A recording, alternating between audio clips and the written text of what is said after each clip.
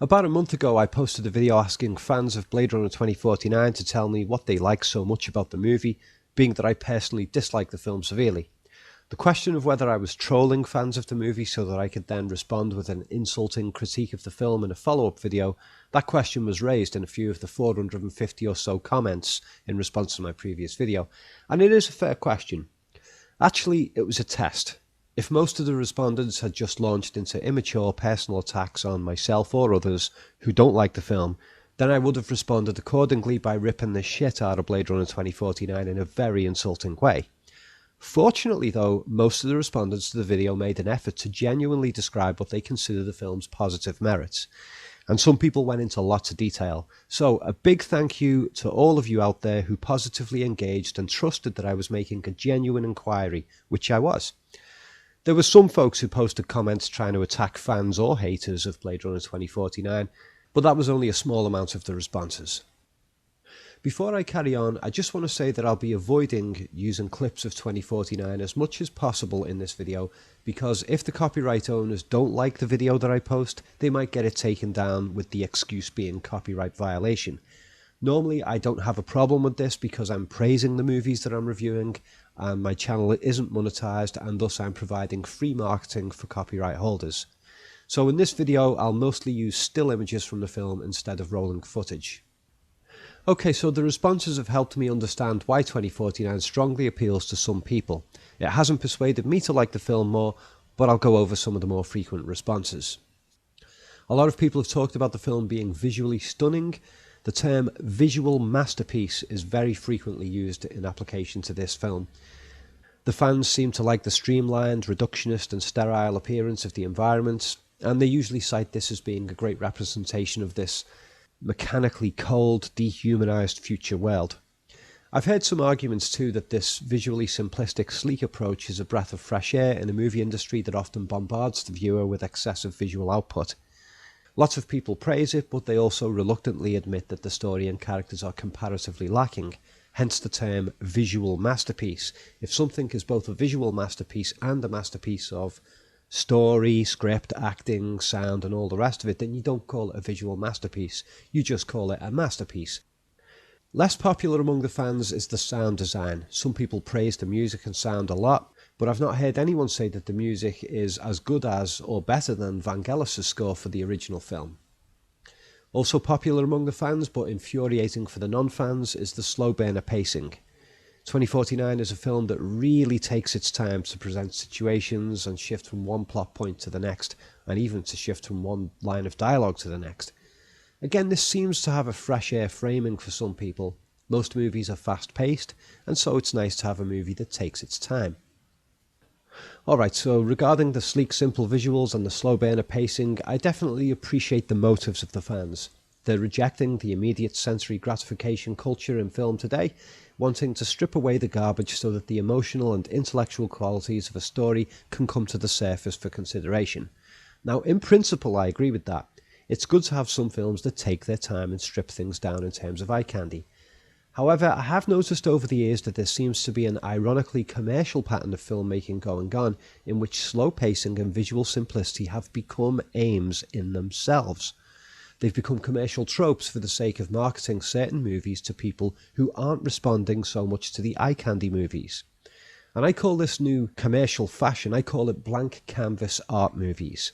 The story and characters are empty, there may be a few half-baked intellectual questions thrown around in the narrative, but the possible answers to those questions aren't genuinely explored because the filmmakers either lacked any interesting answers of their own, or they weren't willing to push the narrative to the extremes in order to explore for possible answers. So the films will pose curious questions and then just fall back on formula. But for me, 2049 falls into this trap. But on the whole, the visual masterpiece claim is an issue that I'm intending to produce a dedicated video about because I don't think the film's a visual masterpiece, so I won't go into all that here, I'll save it. What I do want to explore in this video is the story and character aspects of 2049. I had a whole bunch of gripes about the movie in these respects, so I've now cross-referenced all of my gripes with the responses that I've received, where I asked for fans to explain what I'm missing. Okay, so one of the main praises I've heard from fans is that the film raises the question of what it is to be human. Yeah, really original. Well, the character K is a reversal of Deckard in that Deckard thinks he's human and starts suspecting he's a replicant, but K is a character who is convinced he's a replicant and then begins to suspect he's a human. Not just a human, but a special human. Special K, if you will. And then when K finds out he's not human and is just a regular replicant, Special K nevertheless seeks to achieve humanity and special status through his actions. So he commits himself to assisting in a revolution by replicants, and in the end he reintroduces Deckard to his daughter instead of killing him as the revolution leaders had asked. So he is special after all because he played his part in a revolution. He self-sacrificed for a greater purpose both on the grand social scale and on the personal scale of Deckard, who he sort of sees as his friend. For me though, this stuff doesn't work. I was very interested in Special K's dilemma when I first saw the movie, his dilemma of finding out that what he thought were fake memories might actually be real memories. I really liked that idea a lot at first because it raised questions. Well, for one thing, how can a replicant be controlled with fake memories if it already knows that those memories are fake? Surely the replicant would seek to replace those memories with real-world experiences and to unlearn the false learnings. This would make them less controllable. But I was hoping that the film would have some interesting further information about how letting a replicant know that they've got fake memories makes them more controllable. But the film didn't provide any answers to this. So that was a disappointment, and for me it resulted in a plot hole in terms of motivational plausibility with the main character. Also, Special K acts incredibly robotic despite having fake human memories, so what was the point of the fake memories?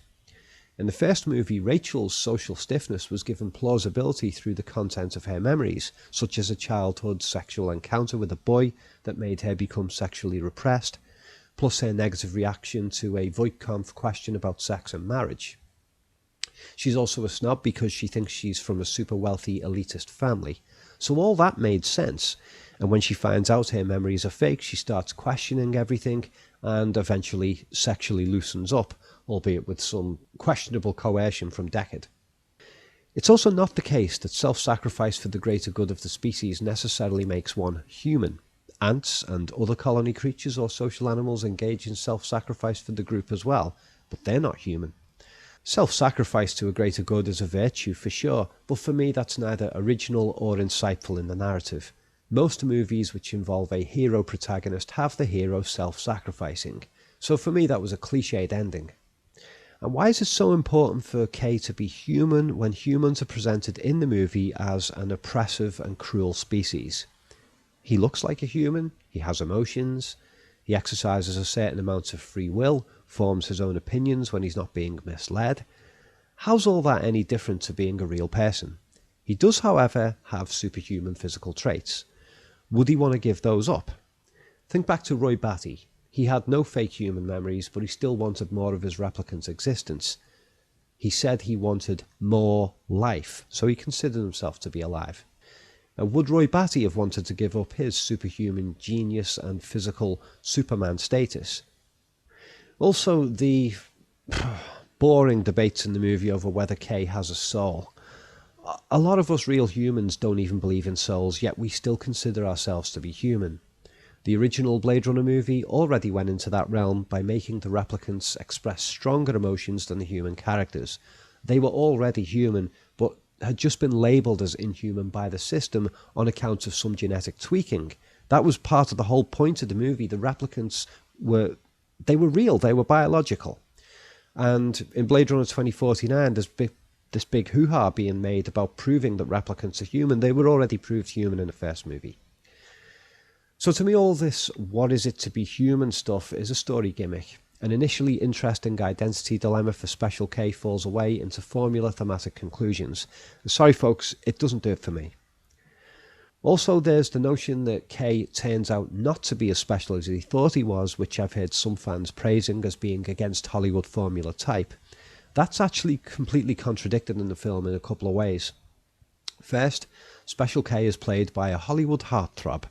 Not that I can see the appeal in Ryan Gosling. I think he's a pretty lame actor, to be honest, and I don't think he's got the look of a action star either. In fact, I think he looks too much like the miserable character Cameron from Ferris Bueller's Day Off. And second, two of the central female protagonists in the movie have got the hots for him. If he's not special, then why are these women so attracted to him?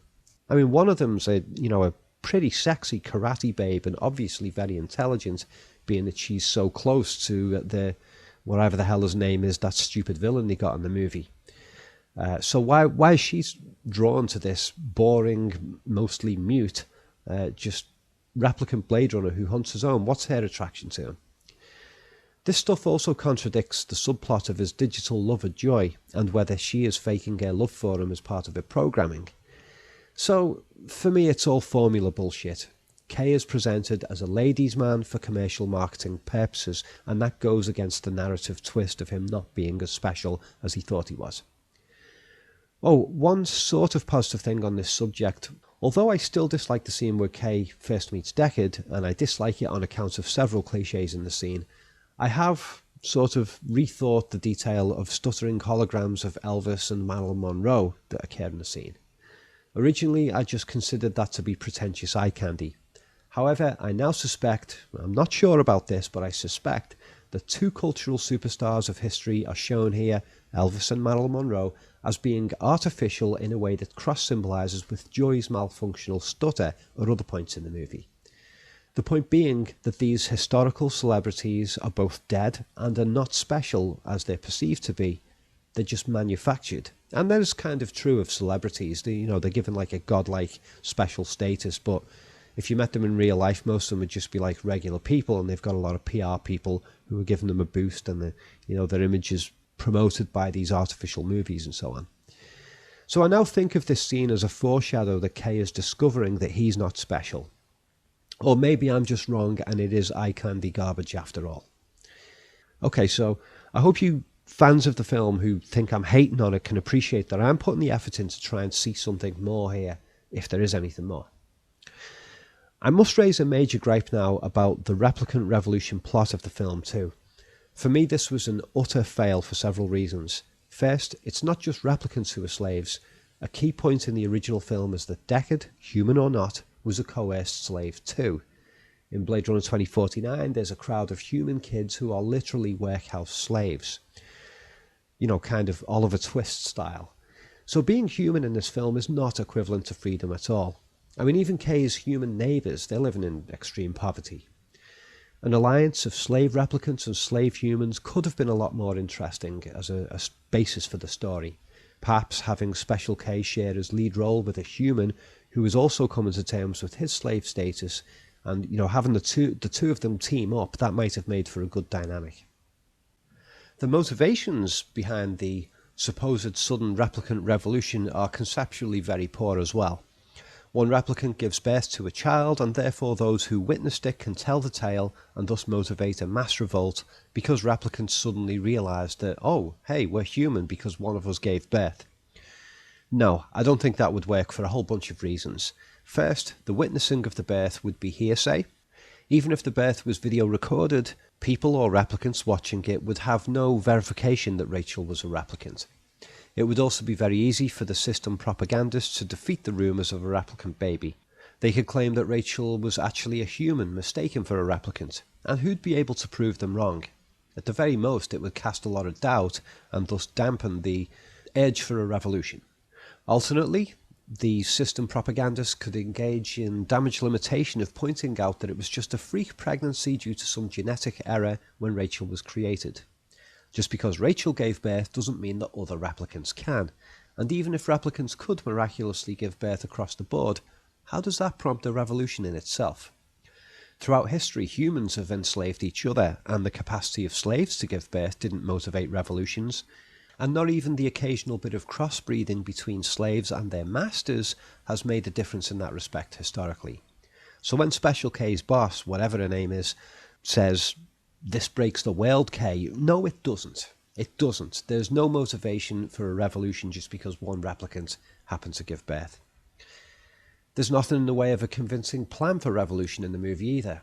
If the revolutionaries show Deckard's daughter to the world and say, hey, this was a natural-born replicant, then she would have to be as a genetic freak with a weak immune system hidden in a chamber for creating false memories. Even if she actually has a good immune system, she's not going to inspire confidence as a leader if she's got very little experience of life outside these walls. She can't perform miracles. She doesn't have standard replicant superior strength as far as I know. How does her existence cause a revolution? I don't buy it. It seems like the prospect of revolution was shoveled into the script as an excuse for giving Special K something to sacrifice himself to. However, Roy Batty's colossal intellect in the first movie would make him a fantastic leader if he could curb his craziness. Compare Roy and his sidekicks to the bland band of a whopping 50-odd replicants here, the cream of the revolutionary crop apparently, the People's Front of Judea. Okay, so last major aspect of the film that gets a lot of praise, and for me this was the best aspect of the movie the first time I watched it too. The relationship between Kay and Joy. Does she really love him, or is she just programmed to make him feel loved and special? Is that giant hologram a final revelation that her love for him was fake after all? Well, yeah, it was really. This hologram, she calls him Joe. She offers to relieve the loneliness and make him feel special. And she does it with blackened eyes that remove the sense of humanity and make her look like an insect. Makes no sense why the hologram would have that look in the eyes, but hey, it's there visually to show that she's inhuman. And perhaps the fact that he is now dildo size says something as well. However, there are a handful of suggestions that his Joy program did have something unique about her, some sort of genuine connection to him. The best one for me is that when the enemy come for Deckard and Kay, he switches Joy off in advance of that event, and after Kay has taken his beating, Joy suddenly appears in the room, but no one switched her on. Did the memory stick just accidentally get switched on when it fell out of his pocket during the car explosion? Or has she miraculously transgressed and switched herself on? It's a nice little touch, but at the end of the day, I think the filmmakers have deliberately presented two irreconcilable realities, if you will. Joy is an AI who has achieved some sort of real attachment to Joe, and at the same time she's just an artificial product. In other words, it's a plot MacGuffin intended to generate audience debate, but to which an answer can't be found that actually matches all of the evidence. But an interpretation of Joy that I've not been hearing, and this I consider her ultimate role in the story, is that because Kay is a boring, speechless character, Joy serves as a narrative device for verbalising his thoughts about what's happening in the narrative. His desire to be special, etc, etc. It's like a variation on the voiceover narration of Deckard in the first movie. I know a lot of people hate that narration, but I don't. And here's why. It's all very well watching the director's cut or final director's cut or ultimate this is the last cut, honestly cut, and then claiming that the film is better without the narration. But if we hadn't seen the original cut with the narration, would the story then make as much sense to us in seeing the follow-up versions? That's the problem. We view the narrationless cuts with the benefit of already knowing what was said in the voiceover cut. I'm sure we could debate that all day, but yeah, Joy kind of serves as an audience access point to the internal dialogue of Kay, a means of exposition. And maybe that cross-identity is there in her name too. Her name is Joy and she calls him Joe. That's one little insight I got from the many comments in response to my video asking why the film is good. Alright, so I've summarised the most common and interesting praises that I've been hearing about the movie. I read pretty much all of the comments that were posted in response to my previous video on this subject, so again, thanks to you all for that. And yes, I do agree that there has been a bit of an effort from the filmmakers to try and do things a little bit differently here and there, and to add an interesting theme or two. But ultimately, the film falls flat on its face for me still. As I've already outlined, most of the praised themes come with poor conceptualization. There are too many contradictions and implausibilities. I don't mean implausibilities in the science fiction technology sense, I mean in the character motivational sense. A hell of a lot of things that people do in Blade Runner 2049 just don't add up, they don't make sense. And there's plenty more. For one thing, Kay starts off happy to hunt and kill other replicants, but why? I was hoping the film would give some plausibility to this. Maybe among his false memories he had been raised by a caring human and had witnessed evil acts by replicants and thus had grown to hate them. But as far as I can tell, the movie offers no logic as to why he blindly follows orders to kill his own kind. Perhaps, even if he had been taught that he was a very special breed of replicant and thus considered himself almost equivalent to human, maybe that could have worked. But the cliched abuse he receives in his daily life in the film for being a replicant would contradict all that anyway. So I think this is a huge fail in the storyline. It makes the character seem like an idiot from the outset. There's other things too, like what does Deckard do with his time if he lives here in hiding? Does he just listen to music, get drunk, watch porn? Why isn't he sick from all the radiation? Admittedly though, I lost so much interest in the narrative by this point that maybe I've overlooked a couple of things. I could barely even keep my eyes on the screen. I mean, the decor of the cinema in the dark was more interesting than the screen in the second half of the movie for me. What else? Folks in the wasteland with massive electrified harpoons manage to shoot Kay's ship and pull it down, but once on foot they have no guns. Yeah, right. I have heard praise that Kay engages in more detective work than Deckard did in the original film, and I agree with that. But the writing of the detective story element is really shoddy. Ooh, the page in the Slave Kid ledger has been stolen. What, they had no other copy of it? Didn't they make any digital backups? And why not just steal the whole ledger instead of making it obvious by the specific page that's missing which name was the source of the page theft? That's amateur detective writing. When Kay tells his Gestapo boss he killed the replicant kid, she just believes him even though he just failed his psychometric tests, and then she lets him go, risking her own career. Well, she's obviously very qualified as a police chief. Also, why did the revolutionaries send Kay to try and kill Deckard? Kay is an outlaw, and so he would be picked up by surveillance upon return to the city, especially if he's among the air traffic. The revolutionaries should have sent their spies to kill Deckard. I mean, how does Special K know that Deckard is being transferred in this vehicle and when and where to intercept them? The only way he could know this stuff is if the replicant spies acquired that info for him, and that would make them better placed to kill Deckard anyway. Deckard himself had an opportunity to attack and kill the big evil villain Wallace here, or perhaps even get killed himself in the process and thus defend his child's hiding location. But he does nothing. And one of the absolute worst story fails for me in the movie is the stupid notion that Deckard fell in love with Rachel on the spot in the first movie. No, he didn't. They were hostile to each other. When she showed up in his apartment building, he slammed the door in her face. Then he lied to her that the replicant thing was a practical joke. He didn't give a shit. And after his boss told him Rachel was to be eliminated, he sees her in the street, he starts looking for her, and he's got that killer's glare like he's going to go and hunt her down, which is what he just did to the other replicant. It's only after Rachel saves him that he decides to disobey orders. He didn't fall in love with her on the spot when he first met her. That's bullshit. No wonder Ridley Scott replaced Hampton Fancher with a better writer on the first movie. And equally bad is the stupid idea that Tyrell had planned for Deckard to fall in love with Rachel and produce a baby. If that was his plan, then why jeopardise it by having Deckard run around chasing 4 very dangerous escaped replicants? This could have even resulted in Rachel being killed. This was all a terrible, atrocious piece of script writing in the new movie. The writer has attempted to alter the history of the characters and plot in a way that does not match up at all with the details of the first film. Oh, last one. In the end of 2049, after Special K has already seen that the bad guys had traced his own journey to find Deckard, he then risks the same by taking Deckard to visit his own daughter, just to say hello. So he jeopardised the entire revolutionary thing, whatever you want to call it, even though it was badly conceived. For what? Alright, so I've given a shitload of gripes here. The 2049 story and character motivations have got way too many gaping holes for me to even moderately enjoy a rewatch of the film. It's all a disjointed mess. Maybe I've misinterpreted or missed a few things that explain some of these issues, and feel free to tell me if I've got anything wrong. That's good, because I want to know if I've got it wrong. But seriously, if any of you out there can explain the plot in a way that irons out all of these problems, I would be amazed.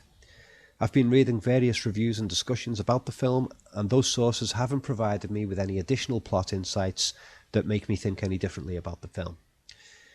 As for the so-called visual masterpiece claim, I've got plenty to say about that over-exaggeration, but this current critique is long enough, so I'll do that separately in another video at some point. I also have plenty of critique to throw at the so-called impressive direction and the dialogue. The film is not as subtle as people are claiming. It's mostly very cliched, falling back on standard metaphors and overstatements of the obvious. So I'll probably do a separate video on that stuff as well. So why am I doing these negative reviews on Blade Runner 2049 specifically, being that I virtually always only do videos that are positive about movies that I like? Well, simply because the filmmakers have utterly ruined what could have gone on to be a worthwhile franchise. But also because 2049 is a prime example of the new breed of blank canvas art movies that use slow pacing and sleek minimalist visuals to sell their conceptually weak product. For me, watching the film was like sitting at a snobbish art decor dinner table, only to be served a half-heated microwave meal, and then to have the chairs and table crumble midway through due to inefficient design. I'm sorry folks, the film really, really doesn't do it for me. If you want to hear me talk about movies that are actually good, then check out my other content here on YouTube and on my website collativelearning.com. You've been listening to Rob Ager. Thanks for watching.